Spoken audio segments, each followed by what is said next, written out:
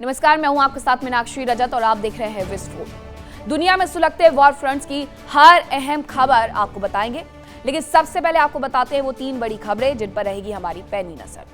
पहली खबर, America Israel के पहले ही हमले में अयातुल्ला अली खामनेई के साथ ईरान के कई टॉप कमांडर्स और नेताओं की मौत हो गई थी और तभी से ईरान बदले की आग में झुलस रहा है। ईरान ने एक हिट लिस्ट जारी की जिसमें ट्रंप टॉप पर है, लिहाजा ईरान और उसके प्रॉक्सी संगठन ट्रंप पर जानलेवा हमला कर सकते हैं और इसका अंदाजा राष्ट्रपति ट्रंप और उनके सुरक्षा कर्मियों को भी है। शायद यही वजह है कि पिछले महीने तुर्की से ब्रिटेन जाते समय ट्रंप के सुरक्षा प्लान में जबरदस्त बदलाव किया गया। आज हम आपको ट्रंप के ट्रैवल प्लान में हुए बड़े बदलाव की विस्तार से जानकारी देंगे कि वो कैसे ईरान से डर के मारे अपने प्लेन का प्लान चेंज कर देते हैं। दूसरी खबर है कि ईरान की रणनीति हमेशा से लंबी जंग की रही। वो शुरू से ही अपनी रणनीति के मुताबिक जंग लड़ता रहा, उसे कामयाबी भी मिली। अमेरिका लगभग घुटनों पर आ गया। खबर ऐसी भी आई कि अमेरिका अपना मुख्य मुद्दा यानी परमाणु प्रोग्राम को फिलहाल छोड़ने को तैयार हो गया है और वो केवल हॉर्मुज खुलने पर ही जंग खत्म करने का ऐलान कर सकता है। लेकिन ईरान ने अब अमेरिका से 2 टूक कह दिया है कि या तो उसकी 3 शर्तें मानी जाए या फिर वो ट्रंप प्रशासन से कोई भी बात नहीं करेगा और ट्रंप के राष्ट्रपति रहने तक यानी जनवरी 2029 तक हॉर्मुज को वो बंद करके रहेगा। अब ये पूरी कहानी क्या है आपको आगे समझाऊंगी। तीसरी स्टोरी जुड़ी हुई है यूरोप से। युद्ध का एक मोर्चा वहां पर भी तो खुला है। रूस और यूक्रेन एक दूसरे पर लगातार भीषण हमले कर रहे हैं। इस बीच रूस से आई एक खबर ने दुनिया को चौंका दिया, जिसने पुतिन प्रशासन पर सवाल खड़े कर दिए कि कहीं रूस में अघोषित इमरजेंसी जैसे हालात तो नहीं पैदा हो गए हैं। दरअसल रूस में यूक्रेन युद्ध का विरोध करने वाली पार्टी की मान्यता ही रद्द कर दी गई है। आज हम आपको इसके बारे में भी इंफॉर्मेशन देंगे, तो चलिए करते हैं शुरुआत और आपको बताते हैं विस्फोट की पहली खबर।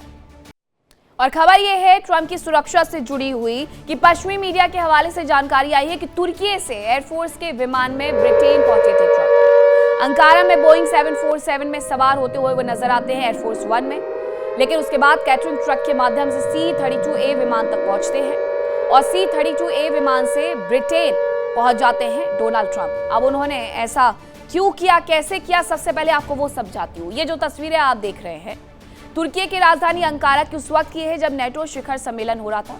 राष्ट्रपति ट्रंप बोइंग 747 में सवार होते हुए आपको नजर आ जाएंगे। ये तस्वीरें सामने आई थी। ये बोइंग 747 में वो सवार होते हैं। इसके जस्ट पीछे आपको एक कैटरिंग ट्रक नजर आ जाएगा। ये तस्वीर है उसकी। ये ट्रक जैसे ही ट्रंप सवार होते हैं, ये डोनाल्ड ट्रंप सवार हुए और यहाँ गेट बंद हो जाता है बोइंग 747 और ये गेट बंद होने के बाद दरअसल असली कहानी शुरू होती है। ये गेट यहाँ पर बंद होता है। आपको फिर से वो ट्रक में दिखा देती हूँ। ये एयरपोर्ट कैटरिंग ट्रक है जो कि यहाँ पर खड़ा हुआ है। आपको पता होगा कि हर विमान में इमरजेंसी गेट होते हैं और इन्हीं इमरजेंसी गेट का इस्तेमाल किया जाता है। डोनाल्ड ट्रंप इमरजेंसी गेट के पीछे वाले गेट से उतरते हैं और वहां पर वो कैटरिंग ट्रक आकर के खड़ा हो जाता है। जबकि बोइंग विमान में ट्रंप के साथ मीडिया ग्रुप भी चल रहा था, उन्हें इसकी कोई भनक नहीं लगती है। डोनाल्ड ट्रंप यहां पर जाते हैं, वो कैटरिंग ट्रक खड़ा होता है। ये मीडिया बोर्ड्स प्लेन है। यहां पर मीडिया कर्मी जो होते हैं और साथ साथ डोनाल्ड ट्रंप के साथ जो लोग थे जो कि व्हाइट हाउस से आए हुए थे, वो इसमें सवार होते हुए नजर आ जाते हैं। इन्हें कोई जानकारी नहीं होती है कि डोनाल्ड ट्रंप दरअसल उस प्लेन में है ही नहीं। ये सब समझ रहे हैं कि डोनाल्ड ट्रंप के साथ वो जा रहे हैं। सोशल मीडिया पर जारी तस्वीरों में दावा किया गया है कि ट्रंप बोइंग 747 में सवार होने के करीब 6 मिनट बाद ही कैटरिंग ट्रक के माध्यम से सवार होकर के एक दूसरे प्लेन में चले जाते हैं, C-32A विमान। उसके लिए स्टेयरकेस लगता हुआ बाकायदा नजर आ जाता है। ये कैटरिंग ट्रक के बाद ही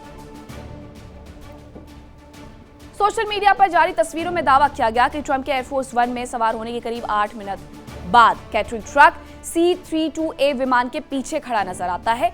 डोनाल्ड ट्रंप दरअसल वहां से इमरजेंसी गेट से एग्जिट लेकर के उस ट्रक के आड़ में दूसरे प्लेन में जाकर के सवार हो जाते हैं।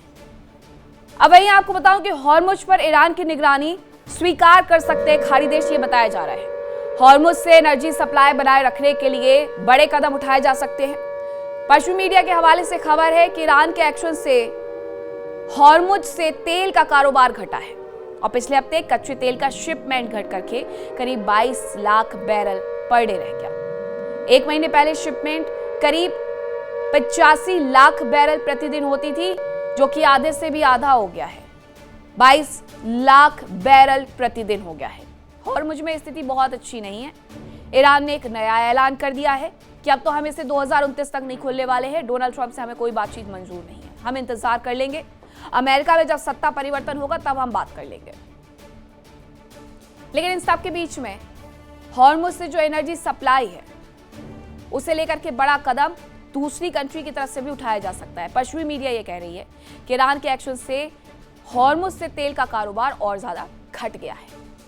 वह ईरान के हमलों से अमेरिका को भी भारी नुकसान हुआ है और अमेरिका को करीब 13 अरब डॉलर का नुकसान उठाना पड़ा है। यूएस ठिकानों पर 2000 से ज्यादा मिसाइल और ड्रोन हमले हुए। 8 देशों में मौजूद अमेरिका के 20 ठिकानों को नुकसान पहुंचाया गया है। तो ये उनकी तकलीफ है कि लगातार अमेरिका के यहां पर भी घाटा हो रहा है और अमेरिका को करीब 13 अरब डॉलर का नुकसान हो गया है। यूएस के जो ठिकाने हैं मिडिल ईस्ट में, जो उन्होंने एयरबेस अपने बनाए हुए हैं जहां से वो ऑपरेट करते हैं ईरान को नुकसान पहुंचाने के लिए, वहां पर भी 2000 से ज्यादा मिसाइल और ड्रोन हमले ईरान की तरफ से किए गए हैं। और 1, 2, 3 नहीं बल्कि 8 देशों में अमेरिका के 20 ठिकानों को नुकसान ईरान ने पहुंचा दिया है। हर एक तस्वीर विस्फोट में हमने आपके साथ साझा की। इराक में मौजूद उनका एयरबेस हो, सऊदी में मौजूद उनका एयरबेस हो, कतर में मौजूद हो, बहरीन में मौजूद हो, किसी भी देश में आसपास मिडिल ईस्ट के, वहां पर भयावह हमले किए गए ईरान की तरफ से। 2000 उसने मिसाइल और ड्रोन दागे हैं और 8 देशों में मौजूद अमेरिका के 20 ठिकानों को अच्छा खासा नुकसान पहुंचाया है। अमेरिका की स्थिति अगर खराब नहीं है तो ईरान की स्थिति भी बदतर नहीं है। ईरान ने सब कुछ खो करके भी लड़ना चाहा और वो अभी तक इस युद्ध में लड़ते हुए नजर आ रहा है। तो ये स्थिति बनी हुई है। ईरान झुकने के लिए तैयार नहीं है, अमेरिका रुकने के लिए तैयार नहीं है। वही ईरान की अमेरिका और इजराइल को चेतावनी आई है। यूएस इजराइल ने हमला किया तो अंजाम बहुत बुरा होगा, आईआरजीसी कह रहा है। आईआरजीसी ने स्पष्ट कर दिया है कि अगर उन पर हमला किया गया, फिर चाहे वो अमेरिका की तरफ से हो या फिर इजराइल की तरफ से हो, तो उन्हें मुंहतोड़ जवाब दिया जाएगा और उन्हें बेहद ही गंभीर परिणाम भुगतने होंगे। इजराइल का साफ ये कहना था कि ईरान कभी भी उन पर हमला नहीं कर सकता अकेले, लेकिन आईआरजीसी ये कह रहा है कि अगर हम पर हमला हुआ तो हम नहीं बख्शेंगे। सीधे उसने अमेरिका और इजराइल दोनों देशों को चेतावनी जारी कर दी है। हालांकि रुक रुक करके अभी भी हमले किए जा रहे हैं, लेकिन ये हमले फुल स्केल वॉर में तब्दील होते हुए नजर नहीं आते, जैसा 28 फरवरी 2026 को देखने को मिला था। पश्चिमी मीडिया के हवाले से बहुत सारी रिपोर्ट्स ये दावा करती है कि अमेरिका के पास हथियारों की कमी हो गई है और इसी वजह से, इसी कमी की वजह से ये कहा जा रहा था कि अमेरिका पीछे हटने के लिए तैयार है। वो बात अलग है कि इजराइल ये कह रहा है कि वो इस युद्ध में पीछे नहीं हटेगा, वो अभी भी आगे बढ़ करके ईरान को मजा चखाएगा और ईरान ये कह रहा है कि अगर हम पर हमला किया गया तो बड़े परिणाम भुगतने होंगे इजराइल और अमेरिका को। दूसरी तरफ इजराइल दक्षिणी लेबनान पर बड़े हमले करते जा रहा है। बानी हयान के पास इमारतों में भीषण आग लगी। इजरायली सेना ने आर्टिलरी से यहां पर हमला कर दिया। तो दक्षिणी लेबनान में इजराइल की कार्रवाई अभी भी चल रही है। उसने बानी हयान के पास इमारतों में आग लगा दी है अपने हमलों की वजह से और इजरायली सेना ने यहां पर आर्टिलरी, हैवी आर्टिलरी से हमला किया है। लेबनान और इजरायली सरकार के बीच में यूएस में बातचीत हुई, सहमति बनी, हमले नहीं किए जाएंगे, लेकिन हिजबुल्लाह उत्तरी इजराइल को लगातार निशाना बना रहा है, जिसकी वजह से दक्षिणी लेबनान को नुकसान उठाना पड़ता है क्योंकि इजराइल बदले वाली कार्रवाई करता है। यहां तक कहा गया था कि लेबनान, इजराइल और अमेरिका मिलकर के हिजबुल्लाह को रोकेंगे, लेकिन हिजबुल्लाह साफ कह चुका है कि वो पीछे नहीं हटेगा, मैदान में डटा रहेगा, इजराइल को नुकसान पहुंचाता रहेगा और इजराइल साफ बता चुका है कि अगर हम पर हमले हुए तो हम हिजबुल्लाह को नहीं छोड़ेंगे। वो लगातार हमले कर रहे हैं, जिसकी वजह से दक्षिणी लेबनान में आग लगने की घटनाएं अब आम हो गई हैं। दक्षिणी लेबनान पूरी तरीके से खत्म हो चुका है, वहां का बिल्डिंग स्ट्रक्चर खत्म हो चुका है, लोग अपना घर छोड़ करके दूसरी जगह पर जाने के लिए मजबूर हो चुके हैं। वहीं अमेरिका से तनाव के बीच में ईरान में बड़ा सैन्य फेरबदल कर दिया गया है। मुस्तफा ने 6 बड़े सैन्य अधिकारियों की नियुक्ति की। जंग के बीच में ईरान ने अपनी टॉप मिलिट्री कमान को बदल दिया है और अली अब्दुल्लाही सशस्त्र बलों के चीफ ऑफ स्टाफ बन गए हैं। क्योमर हैदरी को डेप्यूटी चीफ ऑफ स्टाफ की कमान सौंपी गई है। इसके अलावा अहमद वाहिदी को IRGC के कमांडर इन चीफ की कमान सौंप दी गई है। मुस्तफा इजादी को IRGC के डेप्यूटी कमांडर की कमान सौंपी गई। अली अजमाई IRGC नेवी के कमांडर बन गए हैं। हुसैन तायब को बासिज रेजिस्टेंस फोर्स के प्रमुख कमान सौंप दी गई है। एक बड़ा फेरबदल कर दिया गया है ताकि आगे आने वाले वक्त में भी युद्ध इसी तरीके से चलता रहे। अमेरिका और इजराइल हमला करे तो हमारे पास भी ऐसे सक्षम लोग हों जो कि रणनीति तय कर सके। इसीलिए हर जगह ऐसे कमांडर्स को बदल दिया गया है या नई नियुक्तियां कर दी गई है। और ये 1-2 नहीं बल्कि 6 नियुक्तियां की गई है, जिसमें IRGC नेवी के कमांडर और इसके अलावा हुसैन तायब को बासिज रेजिस्टेंस फोर्स के प्रमुख की कमान सौंप दी गई। कमांडर की IRGC के डेप्यूटी कमांडर की कमान अली अजमाई को सौंप दी गई है। तो ये तैयारियां अभी इनकी तरफ से की जा रही है। वहीं राष्ट्रपति ट्रंप ने ईरान की मांग को खारिज कर दिया है। ईरान के मुआवजे की मांग को उनकी तरफ से खारिज कर दिया गया है। ईरान के खिलाफ सैन्य कार्रवाई के संकेत उनकी तरफ से दे दिए गए हैं। तो राष्ट्रपति ट्रंप ने कह दिया है कि वो ईरान को एक पैनी नहीं देने वाले हैं, नॉट इवन अ सिंगल पैनी। जो हुआ उसमें ईरान ने भुगतान किया, उसने भुगता, उसके यहाँ का बिल्डिंग स्ट्रक्चर तबाह हुआ, लेकिन हम उसके लिए कोई मुआवजा नहीं देंगे। ईरान के खिलाफ सैन्य कार्रवाई के संकेत अलग से दिए जा रहे हैं अमेरिका की तरफ से, लेकिन अमेरिका इस युद्ध को बहुत लंबा नहीं खींच पाएगा, ये अब ईरान भी समझ गया है। इसलिए ईरान एक एक करके अपनी शर्तों का दायरा बढ़ाते जा रहा है। 3 शर्तें उसने रखी अमेरिका के सामने और उसे जस्ट डबल करते हुए 6 शर्तें कर दिया कि पहले हमारी इन 6 शर्तों पर आप बात मान जाइए, उसके बाद हम इस युद्ध को रोकेंगे। मुस्तफा पर राष्ट्रपति पेजेश्कियान का बड़ा बयान आया है। मुलाकात में सुप्रीम लीडर की सेहत बेहतर दिखी, पेजेश्कियान ने कहा। सुप्रीम लीडर से कई मुद्दों पर चर्चा हुई है। पेजेश्कियान कल तक ये कह रहे थे कि वो जिनसे मुलाकात करके आए हैं उन्हें ये भी नहीं पता कि वो मुस्तफा खामनेई हैं या नहीं है। उनकी वो मुलाकात अंधेरे में हुई थी। उसके कुछ दिनों बाद 12 सेकंड की एक क्लिप आती है। मुस्तफा खामनेई कुछ लोगों के पास बैठे हुए उनसे बातचीत करते हुए नजर आते हैं। तीसरा सबसे बड़ा फेरबदल होता है कि मुस्तफा खामनेई और पेजेश्कियान की मुलाकात हो जाती है और पेजेश्कियान ने कहा कि सुप्रीम लीडर यानी कि मुस्तफा खामनेई बेहतर नजर आ रहे हैं और हमने कई मुद्दों पर उनसे चर्चा भी की है। अमेरिका और ईरान की दुश्मनी अब निजी स्तर पर पहुंच चुकी है। ईरान की हिट लिस्ट में सबसे ऊपर है अमेरिका के राष्ट्रपति ट्रंप। रिपोर्ट्स ये कहती है कि ईरान उनकी हत्या तक का प्रयास कर सकता है और इस बात का अंदाजा राष्ट्रपति ट्रंप को भी है। और यही वजह रही कि ट्रंप अपनी यात्राओं के दौरान हर कदम फूंक फूंक करके रख रहे हैं। तुर्की यात्रा के दौरान भी राष्ट्रपति ट्रंप की सुरक्षा के कुछ खास इंतजाम किए गए ताकि ट्रंप के दुश्मनों को धोखा दिया जा सके। अब वो खास इंतजाम क्या थे, इस रिपोर्ट में देखिए।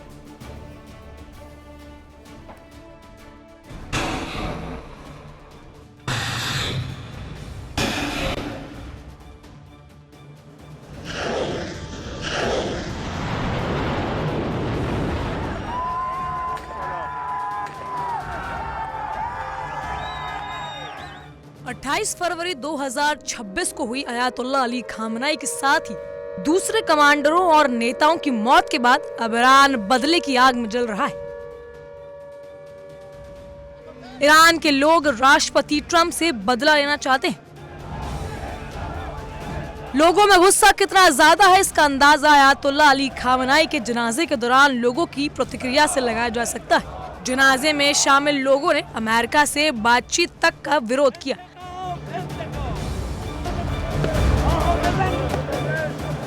इस दौरान राष्ट्रपति पेजेश्कियान और विदेश मंत्री अब्बास अरागची के साथ बदसलूकी तक की गई।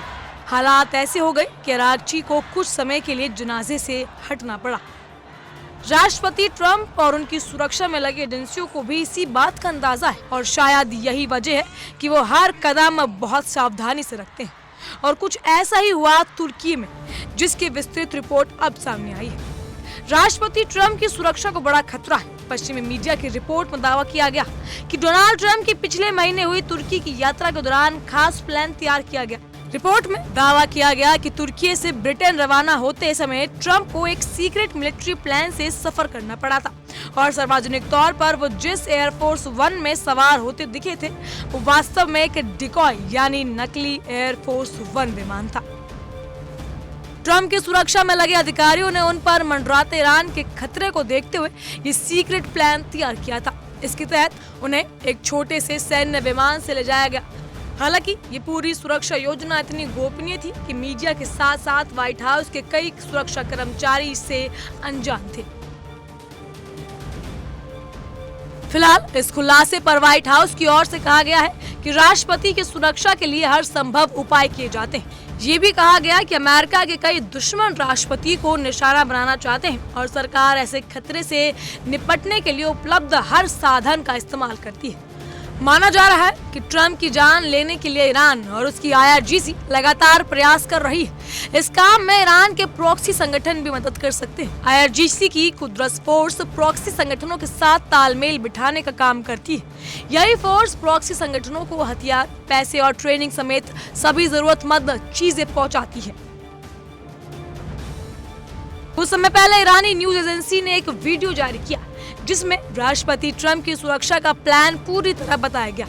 इस वीडियो में फ्लोरिडा और न्यूयॉर्क में ट्रंप के रूटीन ट्रैवल प्लान के विस्तार से जानकारी दी गई है। वीडियो में बताया गया है कि ट्रंप के काफिले में कितनी गाड़ियां होती हैं, उनमें कौन कौन से लोग सवार होते हैं, उनके काम क्या होते हैं, ट्रंप का काफिला फ्लोरिडा से किस समय गुजरता है और न्यूयॉर्क में एयरपोर्ट से ट्रंप टावर तक किस रास्ते से होकर गुजरता है। वीडियो में उन संवेदनशील पॉइंट्स को भी बताया गया है जहां पर ट्रंप के काफिले पर आसानी से हमला किया जा सकता है। हालांकि ट्रंप के साथ हमेशा ही भारी भरकम काफिला रहता है जिसमें अमेरिकी सेना और इंटेलिजेंस के बेहतरीन अधिकारी तैनात रहते हैं।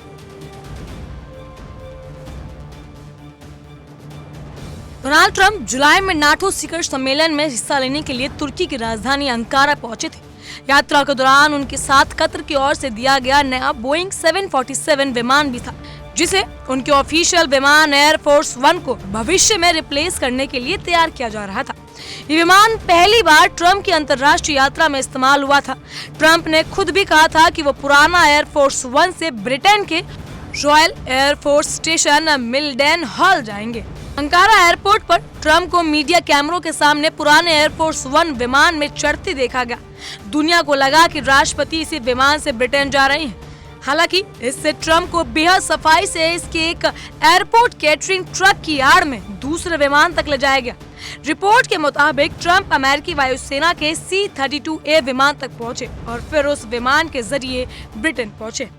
खबर के मुताबिक जिस C-32A विमान में ट्रंप सवार थे वो RCH-18 नाम के एक साधारण मिलिट्री कॉल साइन के साथ उड़ान भर रहा था और इसमें विमान को सार्वजनिक रूप से ट्रैक करने वाले सिस्टम बंद कर दिए गए थे, जबकि डिकॉय के तौर पर इस्तेमाल हो रहा 747 विमान ट्रंप की गैर मौजूदगी के बावजूद AF-1 कॉल साइन के साथ उड़ रहा था और ब्रिटेन के RAF मिल्डेन हॉल पहुंचने के बाद ट्रंप अपने पारंपरिक एयरफोर्स वन में आ गए और फिर कैमरों के सामने आए जिससे लोगों को लगा कि उन्होंने तुर्की से ब्रिटेन तक की यात्रा उसी विमान से की है। खबरों के मुताबिक डिकॉय एयरफोर्स वन में यात्रा कर रहे पत्रकारों को उस वक्त विमान की खिड़कियों के पर्दे बंद रखने की सलाह दी गई थी। उसमें व्हाइट हाउस के कुछ कर्मचारी भी मौजूद थे, लेकिन वो इस बात से अनजान थे कि ट्रंप उस विमान में है ही नहीं। हालांकि बाद में जब पत्रकारों ने ट्रंप से उड़ान के दौरान पर्दे बंद रखने की बात पर सवाल किया तो ट्रंप ने मजाकिया अंदाज में कहा कि शायद वो खतरनाक उड़ान भर रहे थे। रिपोर्ट के मुताबिक ट्रंप को लेकर C-32A रात करीब 10:30 बजे तक ब्रिटेन पहुंचा, जबकि इसके कुछ ही मिनट बाद ही पुराना एयरफोर्स वन विमान और उसमें सवार मीडिया ग्रुप्स वहां भी पहुंच गए।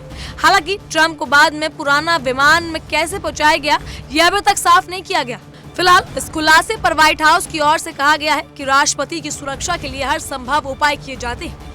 ये भी कहा गया है कि अमेरिका के कई दुश्मन राष्ट्रपति को निशाना बनाना चाहते थे और सरकार ऐसे खतरों से निपटने के लिए उपलब्ध हर साधन का इस्तेमाल करती है। माना जा रहा है कि ट्रंप की जान लेने के लिए ईरान और उसकी IRGC लगातार प्रयास कर रही है। इस काम में ईरान के प्रॉक्सी संगठन भी मदद कर सकते हैं। IRGC की कुद्रस फोर्स प्रॉक्सी संगठनों के साथ तालमेल बिठाने का काम करती है। यही फोर्स प्रॉक्सी संगठनों को हथियार, पैसे और ट्रेनिंग समेत सभी जरूरी मदद पहुंचाती है। कुछ समय पहले ईरानी न्यूज एजेंसी ने एक वीडियो जारी किया जिसमें राष्ट्रपति ट्रंप की सुरक्षा का पूरा प्लान बताया गया। इस वीडियो में फ्लोरिडा और न्यूयॉर्क में ट्रंप के रूटीन ट्रैवल प्लान की विस्तार से जानकारी दी गई।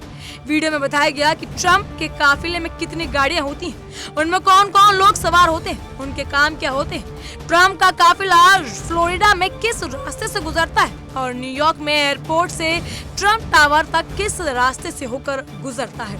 वीडियो में उन संवेदनशील पॉइंट्स को बताया गया जहां पर ट्रंप के काफिले पर आसानी से हमला किया जा सकता है।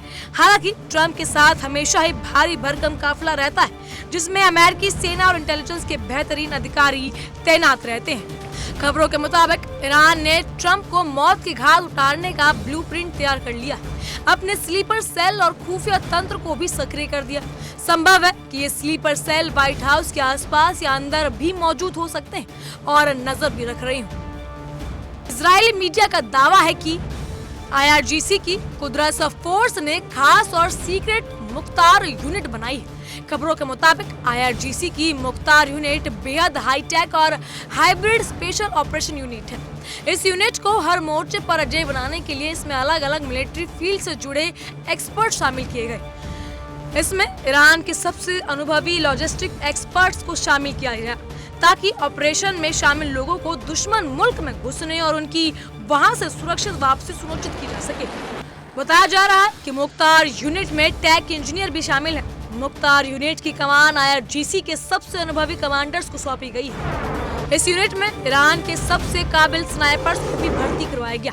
इसके अलावा देश के टॉप हैकर्स को चुन कर यूनिट में शामिल किया गया। साथ ही ईरान के टॉप जासूस भी इस टीम का हिस्सा है। चलिए अब बढ़ते हैं विस्फोट में दूसरी खबर की तरफ। मिडिल ईस्ट में जंग की एक बड़ी वजह ईरान का परमाणु प्रोग्राम था, लेकिन अब मुख्य मुद्दा परमाणु प्रोग्राम से खिसककर हॉर्मुज स्ट्रेट बन गया है। दुनिया की लाइफलाइन कहा जाने वाला यह समुद्री रास्ता अब ईरान के शिकंजे में ऐसा आया है कि वो खुद को दुनिया का बादशाह समझने लगा है और अब तो उसने अमेरिका को भी दो टूक कह दिया है कि अब ट्रंप के राष्ट्रपति पद छोड़ने तक हॉर्मुज बंद रहने वाला है।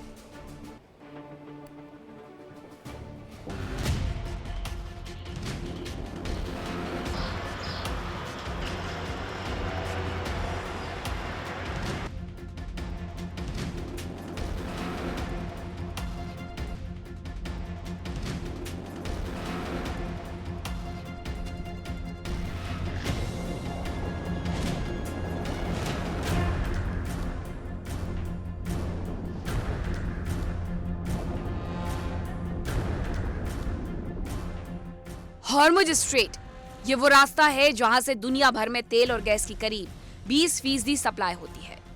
इस रास्ते की अहमियत का अंदाजा इसी बात से लगाया जा सकता है कि ईरान ने युद्ध के दौरान इस स्ट्रेट पर शिकंजा कसा तो दुनिया के कई देशों में तेल और गैस की किल्लत पैदा हो गई। पेट्रोल पंपों पर ताले लटक गए, कीमतें बेतहाशा बढ़ गई। ईरान को हॉर्मुज स्ट्रेट की अहमियत का अंदाजा हो चुका है। वो किसी भी कीमत पर हॉर्मुज से शिकंजा छोड़ने के मूड में नहीं है, बल्कि वो इस पर अपना आदेश लागू कर रहा है। ईरान की ओर से साफ कर दिया गया है कि हॉर्मुज पर सिर्फ और सिर्फ उसका ही आदेश चलेगा और आदेश की अनदेखी करने वाले जहाजों पर ईरान की ओर से हमले भी किए गए।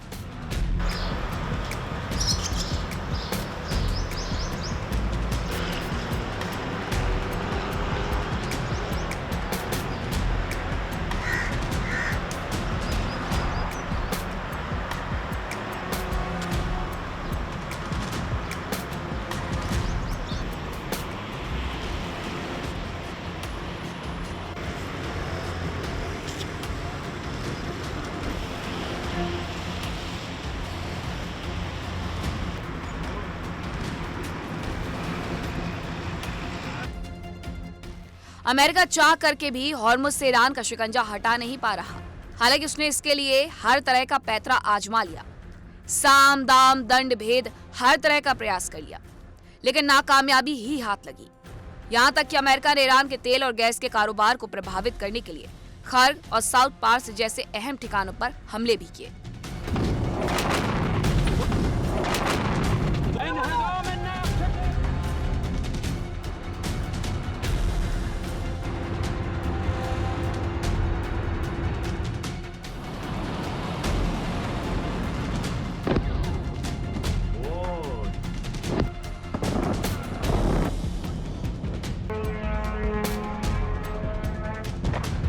अमेरिकी सेना ने हॉर्मुज स्ट्रेट पर नाकेबंदी की, ईरान की ओर से आने और जाने वाले जहाजों को रोकना शुरू किया और हुक्म नहीं मानने वाले जहाजों पर हमले भी किए गए। सेंटकॉम का दावा है कि अब तक 50 से ज्यादा कमर्शियल जहाजों को रास्ता बदलने पर मजबूर किया जा चुका है। इसके अलावा 2 जहाजों को निष्क्रिय किया गया, जबकि 2 जहाजों पर सैन्य कार्रवाई की गई। खबर है कि ट्रंप अब परमाणु प्रोग्राम की जगह केवल हॉर्मुज खुलने पर ही जंग खत्म करने का ऐलान कर सकते हैं। लेकिन अब ईरान ने जो ऐलान किया उसने दुनिया की टेंशन बढ़ा दी। ईरान ने साल 2029 तक हॉर्मुज स्ट्रेट खोलने से इनकार कर दिया है।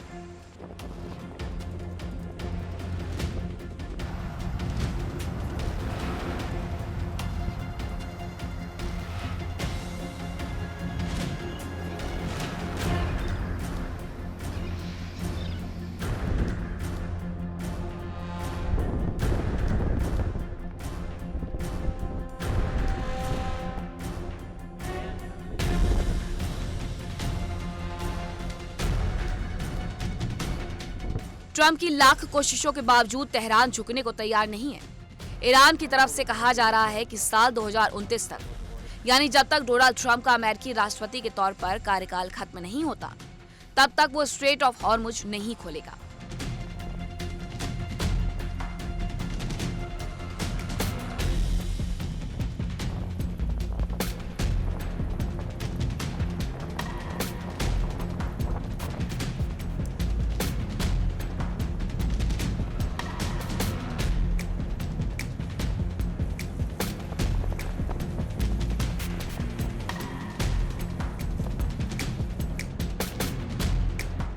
ईरान ने ट्रंप प्रशासन के साथ भविष्य में किसी भी बातचीत से इनकार कर दिया। ईरान ने साफ कहा है कि वो 20 जनवरी 2029 को ट्रंप के अमेरिकी राष्ट्रपति के तौर पर कार्यकाल के खत्म होने तक इंतजार करेगा। ईरान की इस बात से अमेरिका के सामने एक बड़ी मुसीबत खड़ी हो गई है। ईरान का कहना है कि वो 2029 तक इंतजार करने के लिए तैयार है, लेकिन ट्रंप के सामने किसी भी कीमत पर झुककर कोई समझौता नहीं करेगा।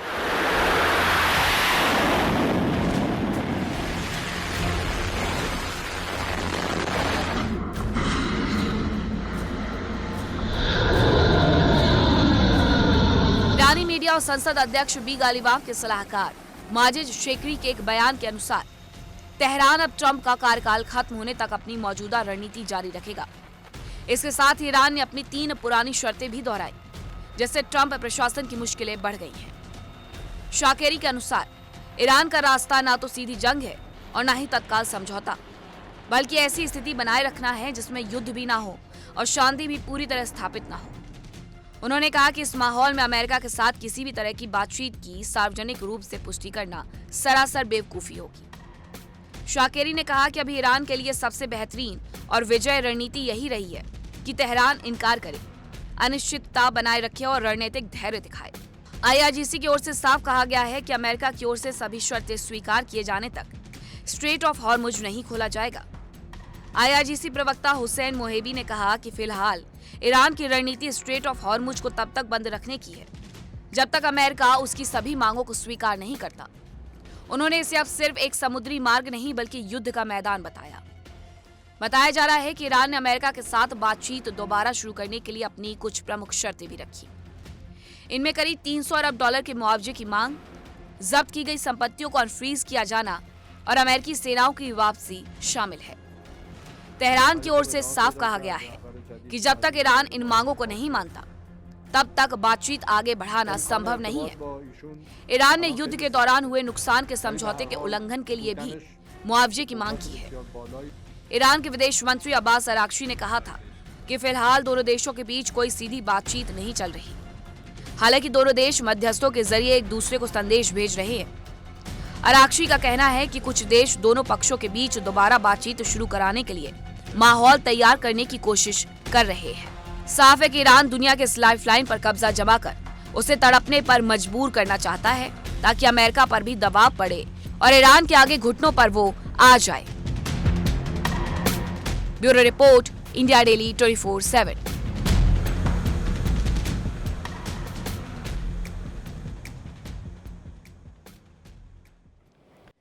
और विस्फोट में अब बात करेंगे यूरोप की। यूक्रेन का रूस पर एक बड़ा अटैक देखने को मिला है। वॉरनिश में यूक्रेनी ड्रोन का हमला देखने को मिला है। वाइल्ड बेरीज के लॉजिस्टिक हब पर बड़ा हमला किया गया और हमले के बाद लॉजिस्टिक हब में भीषण आग लगने की जानकारी भी मिल रही है। अंदर तक घुस करके हमले किए जा रहे हैं। अब ऐसे में वोरोनिश में यूक्रेनी ड्रोन का जो हमला हुआ उसकी वजह से वाइल्ड बेरीज के लॉजिस्टिक हब पर आग लगने की खबरें हैं। तस्वीरें भी सामने आई हैं इससे जुड़ी हुई। ड्रोन हमले के बाद किस तरीके से ये लॉजिस्टिक हब आग के गोले में तब्दील हो गया है। दोनों ही देशों के बीच 4 साल से ज्यादा वक्त से ये युद्ध चल रहा है। कोई भी रुकने के लिए तैयार नहीं है। ये युद्ध सिर्फ आगे बढ़ के अब लड़ा जा रहा है। 1000 किलोमीटर तक बताया जा रहा है कि रशिया हो या यूक्रेन एक दूसरे के देश में प्रवेश कर चुके हैं और फिर वहां से वो युद्ध लड़ते हुए नजर आ रहे हैं। यूक्रेन ने रूस पर जो हमला किया वो वोरोनिश में किया है। तो ये तमाम तस्वीरें यूरोप से भी निकल करके आ रही है। अगर मिडिल ईस्ट में युद्ध का मोर्चा खुला हुआ है तो यूरोप में भी अभी भी मोर्चा खुला हुआ नजर आता है। तो ये थी खबरें विस्फोट में आज की। रुकने एक छोटे से ब्रेक के लिए कहीं मत जाएगा, खबरों का सिलसिला लगातार जारी है। देखिए इंडिया डेली 24/7 अब आपके स्मार्ट टीवी पर। इंडिया डेली मौजूद है सभी डिजिटल प्लेटफॉर्म पर लाइव और लगातार। इंडिया डेली 24/7 हर दिन राष्ट्र को समर्पित।